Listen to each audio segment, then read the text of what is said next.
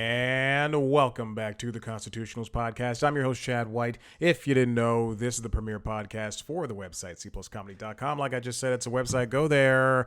Let's get into some things. Wait, hold on. What do I do usually? I saw Spider-Man Beyond the Spider-Verse. It's fantastic. I can't believe that movie was better than the first one. The first one was near perfect, with the exception of how I own that movie digitally, and I've seen it on my own multiple times, and once a week, just like the Harry Potter movies are played on TNT or Freeform or Sci-Fi. Once a week, and Law and Order of the Rings. Come on. Just like those movies, Law and Order, Lord of the Rings TV show, just like those are played every single day, probably. FX plays Spider-Man Into the Spider-Verse every single day. Anyway, let's get into this. Also, I think every Spider-Man property, from video game to comic to TV to canceled TV shows, with the exception of the Neil Patrick Harris, the MTV TV show, I believe every single Spider-Man is referenced. It's fantastic. And I'm tired of superhero movies. Let's get on with this. SAG-AFTRA has they voted for the strike authorization. I'm just gonna blaze right through what I got going on because I have a metric crap ton of things to talk about. SAG-AFTRA, they voted for the strike authorization. I have an article here that says ready to vote for it, but they call for the strike authorization vote ahead of June 7th AMPTP talks. That was last week, written by Gene Mattis over at Variety. And then, as the strike continues, there were upfronts.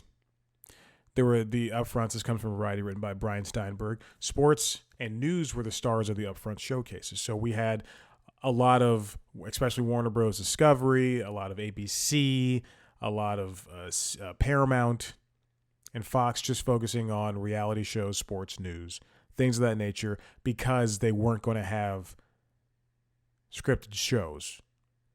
And in terms of ABC, no scripted shows this coming fall.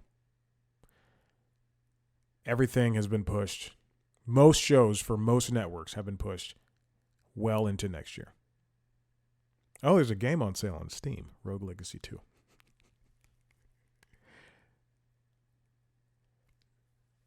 So that was that. And, there's something about, I don't know why I skipped over this. This should have been first. There's a fight over Hulu. This comes from Wall Street Journal, written by Jessica Tunkel. Inside Disney and Comcast fight over the future of Hulu. If you didn't know, Disney and Comcast are the last owners of Hulu. Hulu started out basically as a neutral place for Fox, ABC, CBS, I believe CW at the time, and NBC to put their shows as prior to, like, just a way for people just to watch things if they didn't have a DVR. And I loved it. It was a fantastic idea. I loved having a free way to watch shows, especially in college when you didn't have a DVR. We had cable though. Every dorm in my college had cable.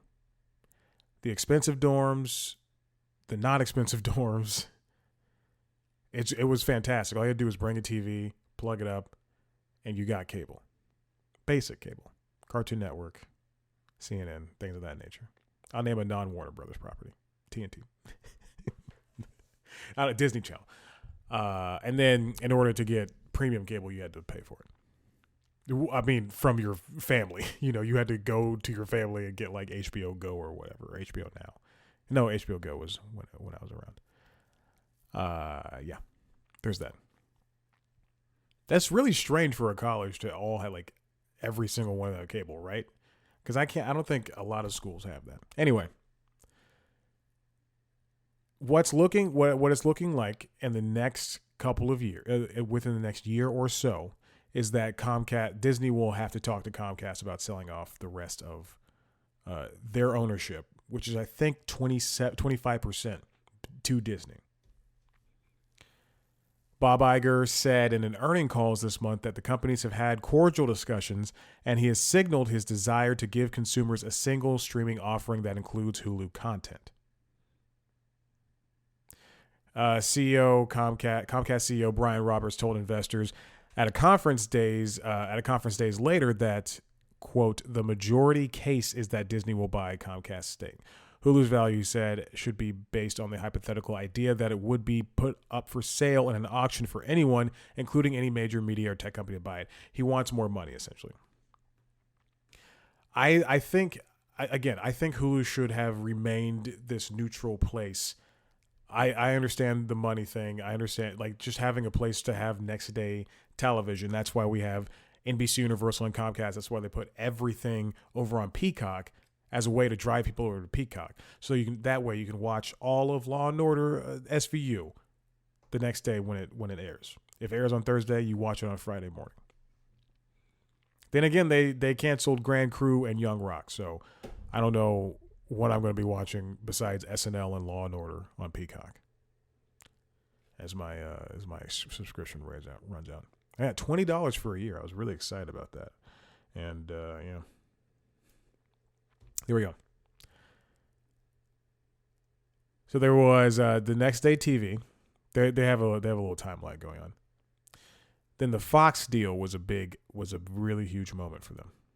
Disney acquiring Fox assets, which included Hulu in 2017, laying off 9,000 people in the process. And then Peacock, obviously everything was pulled. Again, we'll see this movement. I can only imagine that. I think I saw that that Hulu's worth 27. Hold on, let me before I say a number, let me please put a real number to it. $27 billion. Yep, that's exactly what I saw, and that is exactly what it probably is about. So it can be lowered. No, it can be valued rather no lower than $27.5 billion under the pact between the companies. It's not chump change, but also that's not as much as, compared to its competitor, Netflix or Disney Plus or whatever. And Disney Plus is a competitor for them. That makes me think he said a single offering. Iger indicated that there's a single offering for streaming. I wonder if that means bringing Hulu into Disney Plus fold, which I can see happening, which they are doing this year by bringing Hulu projects, Hulu shows and movies over to Disney Plus just to have them there for the interim. I can see that happening. I do think Hulu, again, if it's not going to have the NBC and the ABC and all that stuff, if it's not going to have all that, well, I mean, it's going to have ABC stuff. But if it's not going to be that one place that everyone goes to for the next day stuff, I do think it should remain a separate entity because Hulu and Disney Plus are different offerings. I'm sure you can go to any family out there right now that has 3 streaming services. And let's give them Netflix. Let's say they have Disney Plus. And then a third one, it can range anywhere between Apple TV Plus, Peacock, Paramount, or Hulu. Like, what are the chances that they have Hulu when it's put up against Apple TV Plus because it came with your Beats headphones, or Paramount Plus because you guys you guys are huge Star Trek fans, or you love Nickelodeon, or you just love the option, or Max. I should throw Max in there too. It's things like that. And if you're a person who has the option, if you say, hey, I only want 3 services, and Netflix is the big one, and then Disney Plus is the other thing you love, then what's to say, you're going to get Hulu? I would go for Max in that situation, or I would go for Paramount Plus. The refrigerator said it would go for ice. All right, this next story comes from The Verge. This is written by Sean Hollister. Read the emails. Valve helped Nintendo kick the Dolphin emulator off Steam. We're in the throes of Summer Game Fest now that E3 is over with for now. It'll come back, I assume. Nintendo put out a DMCA request takedown to Valve and the creators of the Dolphin emulator. If you know what the Dolphin emulator is, it is a I'll pull up my phone here. Here's my phone. There's a timer. It is, I'll go to the gaming section. It is an app that you can have on your phone. You can have on your computer. You can have on your Steam Deck, whatever. I don't have any games downloaded right now. But you can have ROMs in here. So let's say, what's a game? Simpsons Hit and Run, which I, for the life of me, cannot get to run on Dolphin emulator. Only on the PS2 emulator. Not that I'm saying I have an emulator. Not on my Steam Deck. Not whatsoever. It does not have all the Pokemon games. Save for the Switch stuff. But so essentially, emulator is, it takes ROMs, the games themselves, and runs them on different things. So you can run them on computer, phone, whatever. That can help run them. And they've been around for years. There's no stopping ROMs. There's no stopping emulators. There is an official release for the Dolphin emulator, which you can already get on Mac, on PC, from the Dolphin website directly. But if you're a person who wants to get it on Steam for some reason, then this is going to be an option too. Nintendo blocked the emulator from making its way to Steam. And as it turns out, Valve, the company that is in charge of Steam, was the one that let the Nintendo know. I was going to say Disney. Nintendo is the Disney of the gaming industry. Except there's one of those companies I still like. I like Disney. It's fine. But Nintendo I love. So Valve, while they were allowing Dolphin to be created for Steam, they leaned over to Nintendo and said, hey, you should, look, before this blows back on us, you should check this out. They're snitching. You can read the letters yourself. And it just, I don't know what Valve gets from this. I mean, either way, they were just caught in the middle. Nintendo wants you to buy their products, but you should also, Nintendo, have a way for us to buy these products without having to go to eBay and spend $100 on Pokemon Soul Silver or Heart Gold.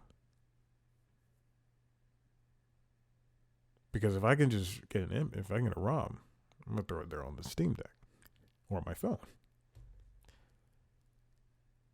It's so strange having your phone and playing Pokemon X or Pokemon Y. I'm just saying. Now, emulators are technically illegal. I have no idea how to get them or ROMs. I ain't got no idea how to do none of those. But this is Valve saving its own butt in the end. And there's more to it. Nintendo could sue Valve, and then they would win. I don't know if they would. I would say they would. They would win. But there you go. All right, let's move on. Spotify's doing layoffs. This comes from Variety, written by Todd Spangler. Spotify's laying off 200 employees in reorg of its podcast division. Now, if I remember correctly, I'm looking directly at the camera if you're watching the video. If I remember correctly, this story is that they're doing layoffs and they're combining Gimlet and the other company that they bought. The 200 employees represent about 2% of the audio streamers' worldwide workforce. The layoffs in the podcast group come after Spotify cut 6% of its overall headcount earlier this year and saw the exit of Don Ostroff, Chief Content and Advertising Business Officer who previously headed Spotify's business. Let me triple check. Yes, Spotify will merge its Parcast, and Gimlet groups into a renewed Spotify Studios operation, which I assume they will call Spotify Studios. That will, or something like, Gimcast. They wouldn't bring those names together. They would get rid of the names altogether. But it's gonna bring those groups together. Parcast and Gimlet produce originals like The Journal, Science Versus, Serial Killers, all these other stuff. The Ringer, headed by Bill Simmons, will remain separate and continue producing programming across sports, culture, and tech. I wonder what kind of, because the Ringer really hasn't been affected by changes at Spotify since it was brought to the company. I wonder how that negotiation happens. Or is it so separate that, Parcast and Gimlet, I assume those are more learning podcast networks, where like learning and the serial killer stuff, but that's not culture and sports and tech, I guess.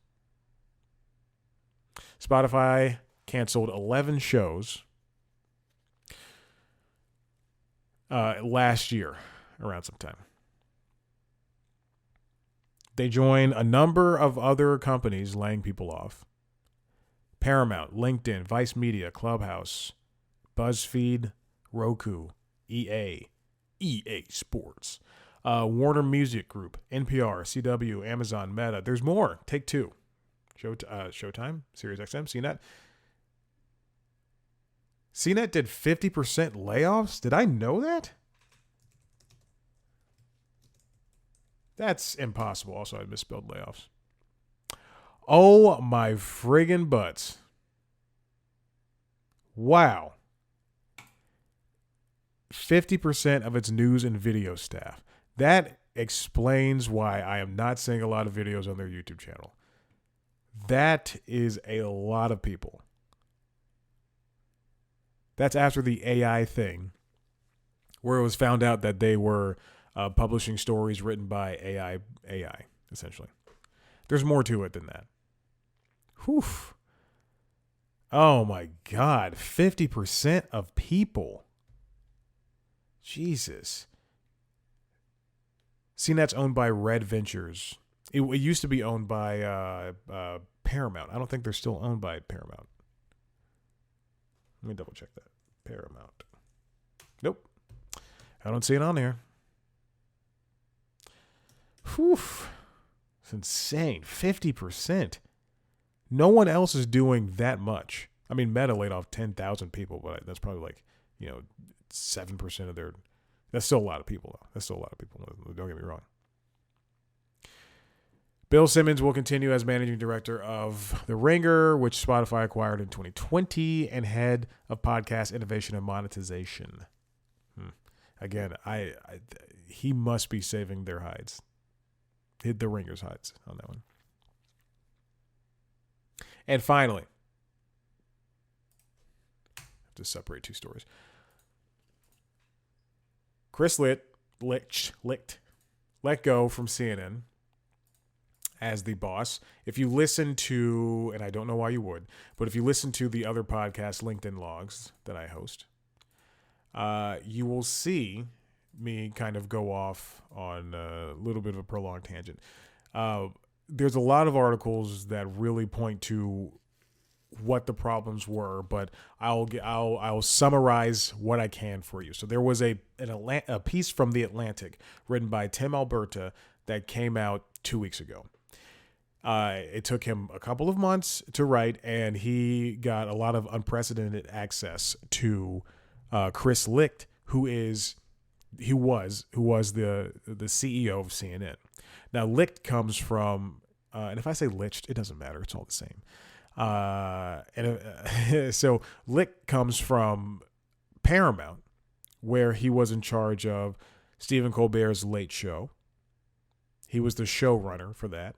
I don't know what his job was before that, quite frankly. I didn't start paying attention to him until he came and righted the ship that was the Colbert Late Show, because that was a train wreck to watch. Because Colbert was the showrunner and the host and the head writer and all this stuff. or executive producer, all this stuff. Anyway, and then after he was there for a couple of years, he went over to CBS Mornings, which he renamed CBS This Morning. And they did a lot of other stuff behind the scenes. Post Charlie Rose era, everything changed.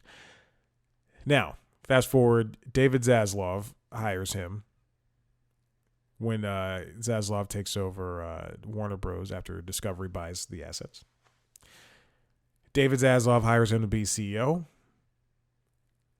Licht comes from a background of news. So yes, this should work. In this piece from The Atlantic, it paints him as one of the most insane sounding people to run a company. He was there, on top of the Donald Trump town hall, on top of programming miscues, on top of just way too much zaniness happening, way too many moving pieces over at CNN, especially in a period of time where news has to be trusted.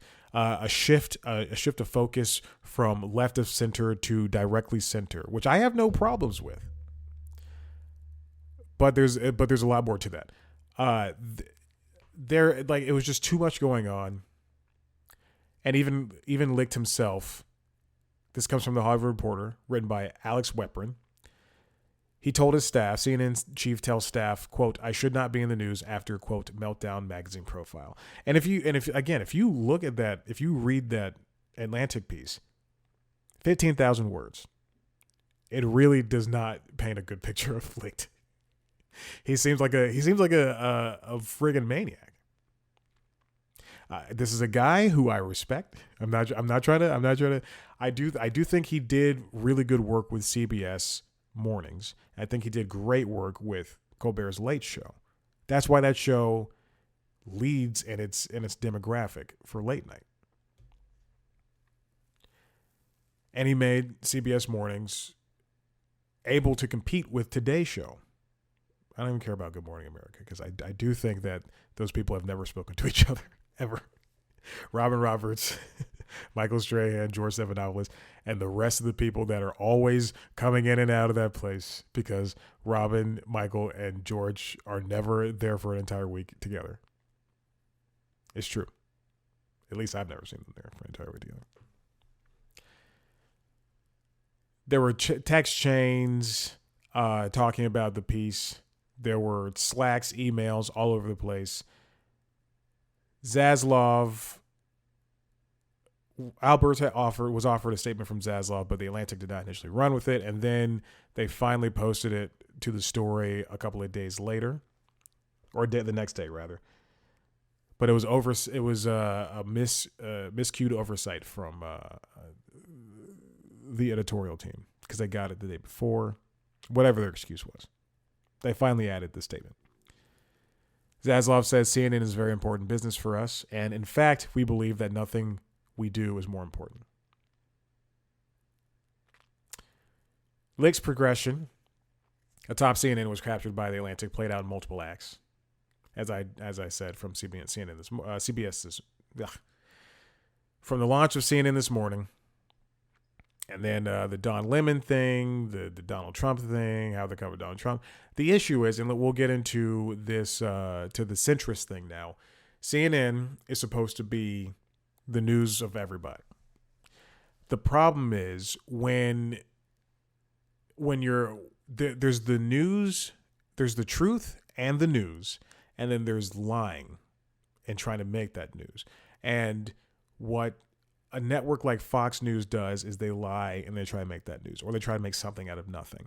And what CNN does, and it may seem like CNN was turning into MSNBC doing editorial things, and while that may be partially true, while there were while there were a few editorialized stories and and some people wearing their political beliefs on their sleeves, I would probably say there's, just a small percentage of that.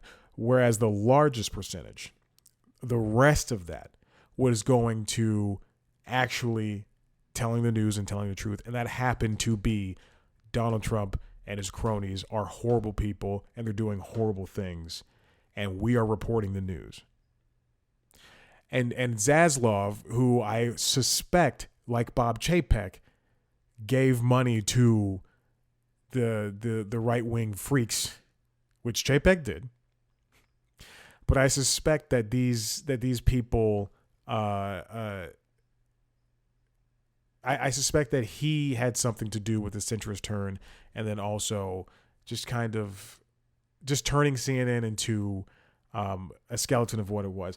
I can only think that Chris was following orders. I feel like part of it was him.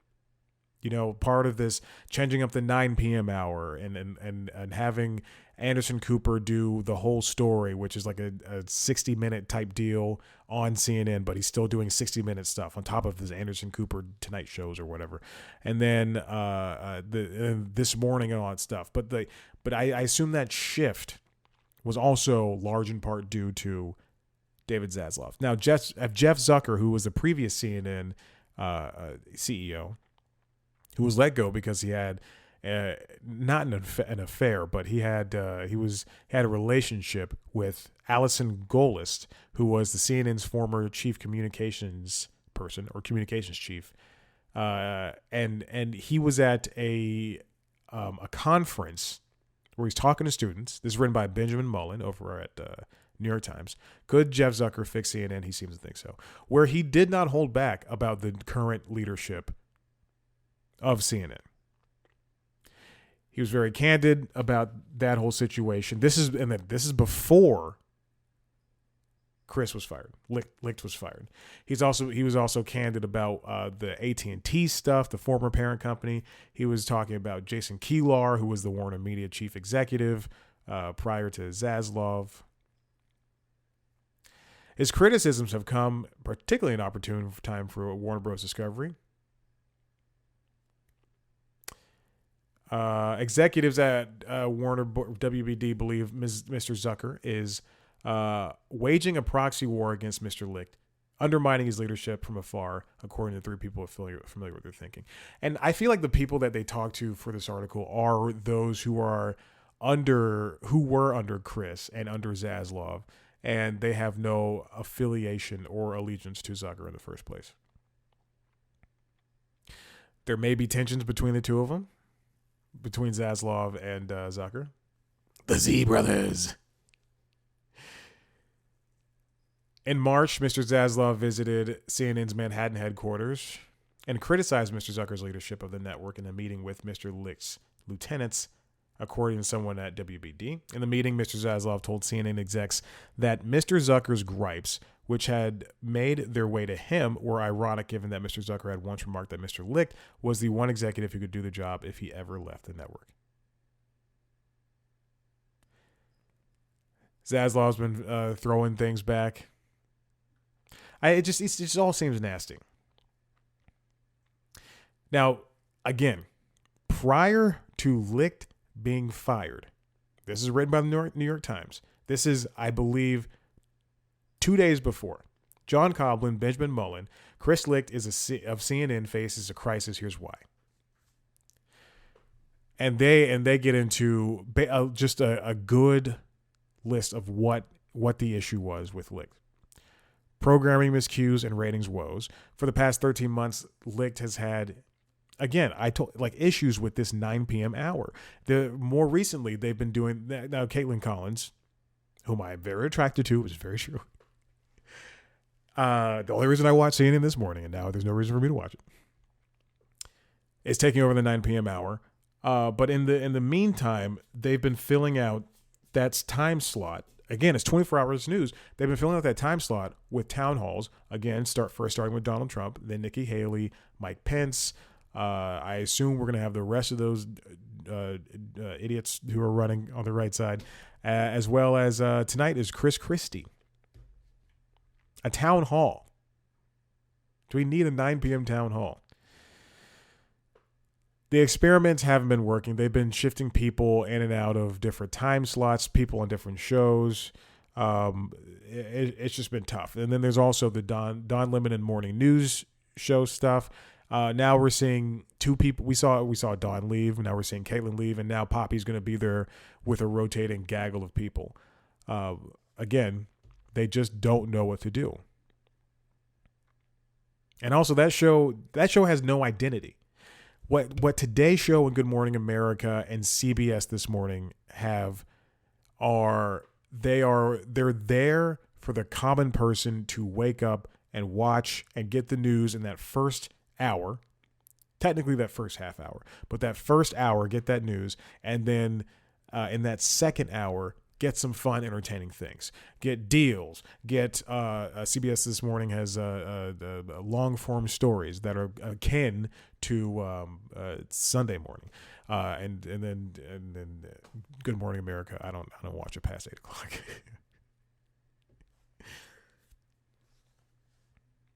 But they're there for people to wake up and get the news, get the weather from get the local weather, and have some fun. And then for CNN This Morning, they're on from, I think, 6 to 9. And, right, they're on from 6 to 9, and they're essentially reading the same 7 stories every hour. But they also have these really good interviews that I think from people who are a part of these stories or from experts. And I think that's what really works for them. The problem is that they had 3 people on that morning desk. One was obsessed with sports and would only get excited when it came to sports. One hated women. And the other one is Poppy Harlow, who's there for the ride, baby. They were all good broadcasters. They had nothing in common. There's a picture I saw with the person who likes sports is Caitlin. She'd only get excited about college sports. And then the other one was Don Lemon, who hates women. Don Lemon hates women. Sue me. I dare ya. I got nothing. I saw a picture of them, Poppy, Don, and Caitlin, with Chris Licht at a New York Knicks game. And it was just, why? Like, who? That'd be... It just doesn't make sense. Oh my gosh. It's like those very old bad jokes about, it's like a rabbi, a priest, and a third stereotype walk into a bar. I don't know. I'm not a comedian. I only talk to them sometimes. We also saw shrinking profits from CNN, or CNN also saw shrinking profits. Last year, CNN only generated about $750 million in profit, which is down from $1.25 billion in that previous year. That number also, that 750 also includes the write down of CNN Plus of $200 million, the one-time losses for that. I don't know if you can hear this car alarm going off outside, but it's in the garage. I'm right next to my garage, and you can it's just like reverberating. And it's a cartoon one. It's the woo woo woo.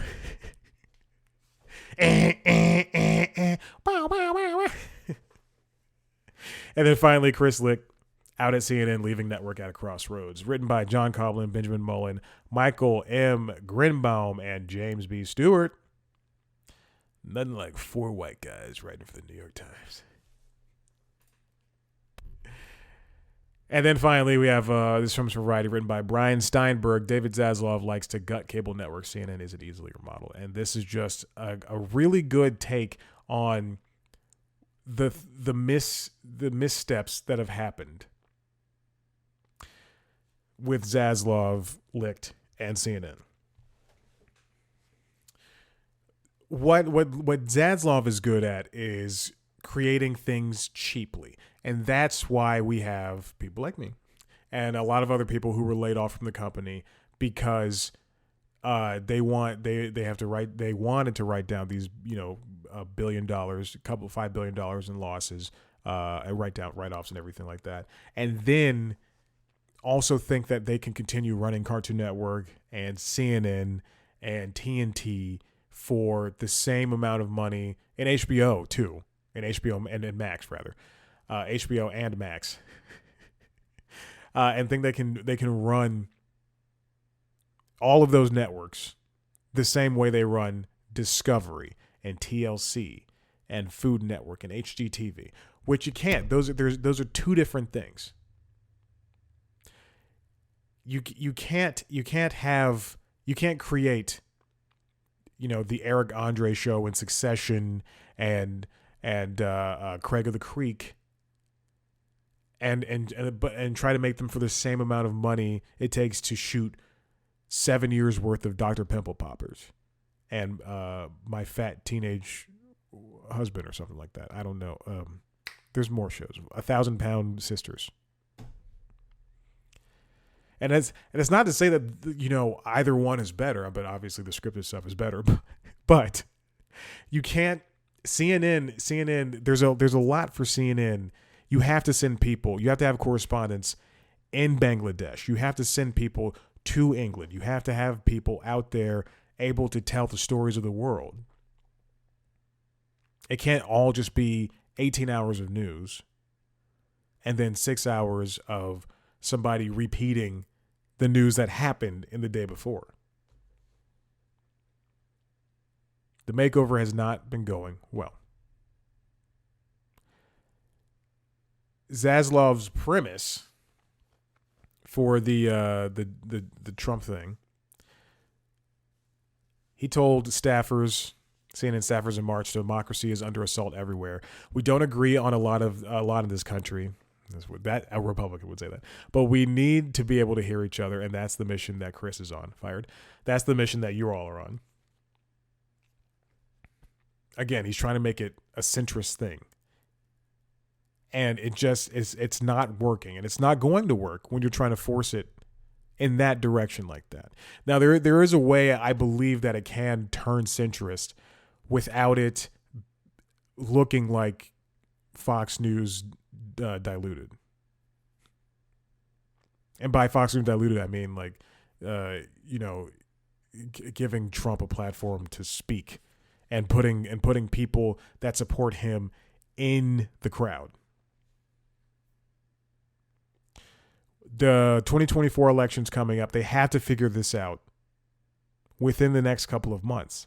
I say by November, they have to figure this out because we're already ramping up. We already have 18 people, 14 or 15 or 18 people or so, almost 20 people on the Republican side announcing they're running for president. CNN is projected to see 2023 ad revenue fall about 5% to $562.6 million, according to Kagan, a market research unit of S&P Global Intelligence, largely to decline in ratings. What's going to get people to come back to CNN? And it's not just trust, because if it was trust, then they would just stay with MSNBC and Fox News, or if you are a person that likes Newsmax and ONN and all that stuff, then you would stay with that. But there has to be a way to attract people back. That's not going around and canceling Lisa Ling's show or Stanley Tucci's show, because that doesn't help you. That's just saying I need more money for myself, because Zaslav took home $250 million for doing nothing, for being a white man, and people were laid off.